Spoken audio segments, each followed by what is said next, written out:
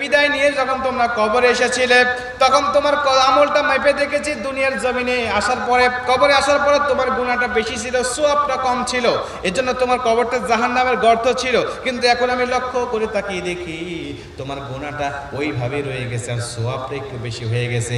এজন্য আমি আল্লাহ হিসাব নিকাশ করে সওয়াব যেহেতু গুনাহ থেকে বেশি, এজন্য তোমার কবরটা জান্নাতের বাগান বানায় দিছি। সুবহানাল্লাহ।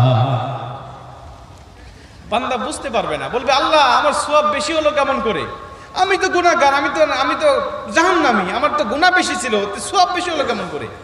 আল্লাহ ডাক দিয়ে বলবে জান্নাতীরা শোনো, তুমি দুনিয়া থেকে চলে আসার আগে তুমি দুনিয়াতে একটা সন্তান, নেককার সন্তান রেখে আসছো। এই সন্তানকে দ্বীন শিক্ষা দিয়ে আসছো, কোরআন শিক্ষা দিয়ে আসছো, ইসলাম শিক্ষা দিয়ে আসছো। তোমার সন্তান যত ইবাদত বন্দিগি করে প্রতিটা ইবাদত বন্দিগির সওয়াব তোমার আমলনামায় যোগ করা হয়। তোমার সন্তান দুনিয়ার জমিনে দান সদকা করে, এই দান সদকার সওয়াবটা তোমার আমলনামায় যোগ হয়।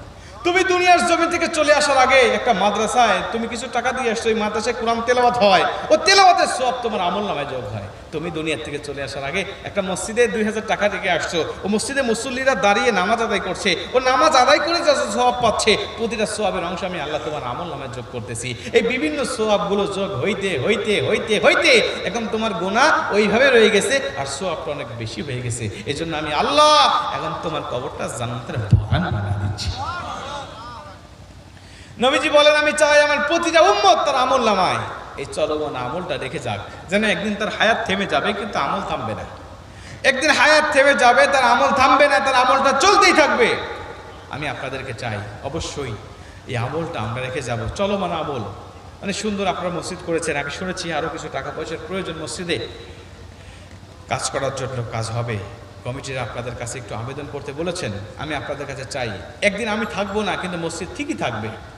আমি থাকবো না, এই মসজিদে নামাজ ঠিকই হবে। এই মসজিদে নামাজ পড়ে যে সওয়াবগুলো অর্জন হবে মসজিদের সাথে সম্পর্ক রাখার কারণে, টাকা দিয়ে, পয়সা দিয়ে, বুদ্ধি দিয়ে, সময় দিয়ে, শ্রম দিয়ে থাকার কারণে প্রতিটা অংশ আল্লাহ পাক আমার কবর পর্যন্ত পৌঁছায় দিবে। আমার মা বাবা চলে গেছে, তাদের জন্য আমি দান করছি, এই নামাজের সওয়াবটা আমার মা বাবার কবরে পৌঁছে যাবে। আমার ভাই বোন চলে গেছে, আমার দাদা দাদি চলে গেছে, আমার অনেক আত্মীয় স্বজন চলে গেছে, তাদের কথা স্মরণ করে আমি চাইবো অল্প সময়ের জন্য, আমার সময় প্রায় শেষ হয়ে গেছে, আমি অল্প সময় আপনাদেরকে একটু কষ্ট দেবো, মেহেরবানি করে।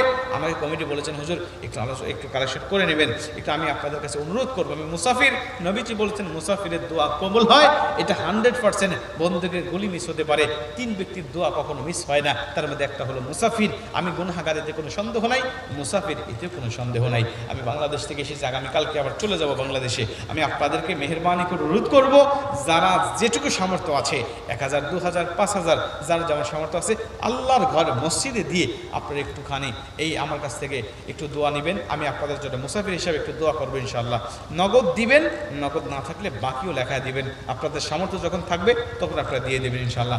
একজন ব্যক্তি হাত তোলেন, হুজুর আমি আল্লাহর ঘর মসজিদে, আল্লাহর ঘরকে ভালোবেসে আমি 5000 টাকা দেওয়ার নিয়ত করলাম। একজন ব্যক্তি হাত তোলেন, আমি 5000 টাকা দেবো। একজন ব্যক্তি বলেন আমি 2000 দেবো, আর একজন ব্যক্তি বলেন আমি 1000 দেবো। যার যেমন সামর্থ্য আছে তেমন দিবেন, আমি কাউকে জোর করবো না, জুলুম করবো না। প্রথমে একজন হাত তোলেন যে হুজুর আমি দিলাম আল্লাহর ঘর মসজিদে 5000 বা 2000 টাকা। বলেন, আমি প্রাণ খুলে দোয়া করবো। ভাই একটু পানি দেন। আমি প্রাণ খুলে আপনাদের জন্য দোয়া করবো ইনশাআল্লাহ। কেউ দেরি করবেন না, বক্তা আসবে আমার পরে, পরবর্তী বক্তা। লিল্লাহি তাকবীর।